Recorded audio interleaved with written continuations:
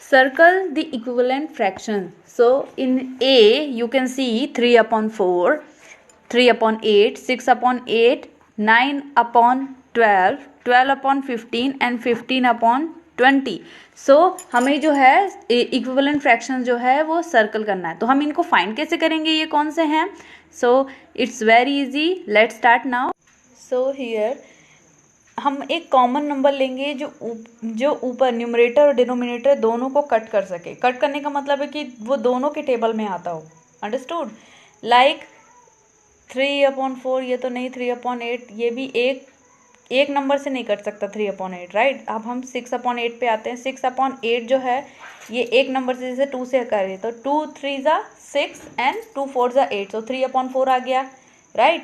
And 9/12, तो 9 और 12 किस नंबर से कट हो सकता है इजीली?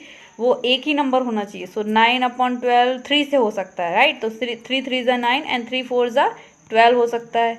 And after that 12/15. सो 12 और 50 कौन सा एक नंबर से कट सकता है? कौन से नंबर से है जो डिवाइड हो सके इजीली? सो हम 15 है, सो 3 का यूज़ कर सकते हैं कि 3 4 ज़ा 12 एंड 3 5 ज़ा 15. ओके. सो 4/5, तो ये तो इक्विवेलेंट नहीं हुआ क्योंकि 3/4 ही यहाँ पे इक्विवेलेंट हो रहा है सबका, है ना. सो ये अलग है. 15/20, सो 15 एंड 20 किस टेबल से डायरेक्ट कट सकता है? 5 के टेबल से कट सकता है. सो 5 3 ज़ा 15 एंड 5 4 ज़ा 20. सो 3/4 ये भी आ गया. Understood? So this are the equivalent fraction. यहाँ पे मैंने आपको बता दिया है. आपको भी इस तरीके से कॉपी में कर लेना है. आप समझ गए सबका? देखिए जो भी हमने कट किया 3/4 आ रहा है सबका. जिनका आंसर 3/4 आ रहा है it means they are equivalent fractions. Okay. B and C भी आप बिल्कुल इस तरीके से कर लेंगे.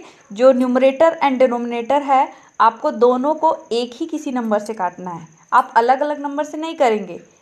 एक नंबर जैसे 3/4 है या 9/12 है, 9/12 को हम किसी एक नंबर से कट करेंगे जो कि न्यूमरेटर एंड डिनोमिनेटर दोनों नंबर से कट हो जाए. ओके. दोनों नंबर से उसका डिवाइड हो पाए. सो आप बी एंड सी इस तरीके से कर लेंगे. After that we are coming to second. Are this fractions equivalent? So क्या ये जो फ्रैक्शंस दिए हुए हैं ये इक्विवेलेंट हैं? तो कैसे गेस करेंगे? चलिए हम बताते हैं. सो 8/5 एंड 21/24. सो सॉल्यूशन करेंगे अब हम. तो इनका क्या हो जाएगा? क्रॉस मल्टीप्लिकेशन हो जाएगा. ओके. सो क्रॉस में क्या होगा? 8 का multiplication with 24 and 5 will be multiplied with 21. Okay. So answer जो आ रहा है 8 multiplied by 24 equal to 192 and 5 multiplied by 21 equal to 105. Okay. जब ये आया है तो हम लेफ्ट साइड और राइट साइड इक्वली देखते हैं कि इक्वल है कि नहीं.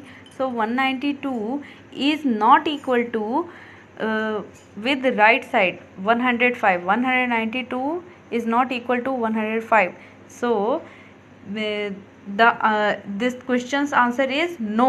क्योंकि अगर ये दोनों साइड इक्वल आती ना तो हम कह सकते थे कि yes they are fraction equivalent, but they are not. Okay.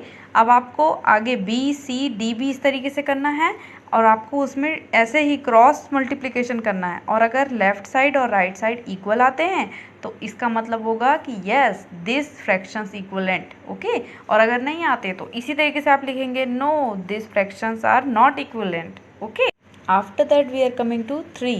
Fill in the missing numerator of denominator in this equivalent fractions.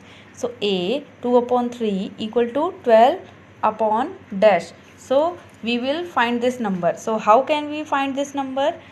Let's start. We have to make this cross multiplication here also. Okay. So in 2/3 अगर हम इसमें देखें इन a में जो ऊपर का numerator है क्या दिया है? 2 and 12 दिया है. ओके. सो अगर हम इसका मल्टीप्लिकेशन करते हैं, जैसे कि अगर हम डिवाइड पहले करके देखेंगे. ओके. सो 12 में 2 का डिवाइड करेंगे, क्या आया? 2 6 ज़ा 12, तो 6 आ गया हमारा आंसर. सो 6. अब हम इसका मल्टीप्लिकेशन करेंगे. Okay. So 3 multiplied by 6. Okay. So अब 2/3 का अगर हम मल्टीप्लिकेशन करते हैं तो 2 मल्टीप्लाइड बाई 6 12 आया, और 3 मल्टीप्लाइड बाई 6 क्या आया, 6 3 18। So answer is 18। हम यहाँ पे 18 लिख देंगे।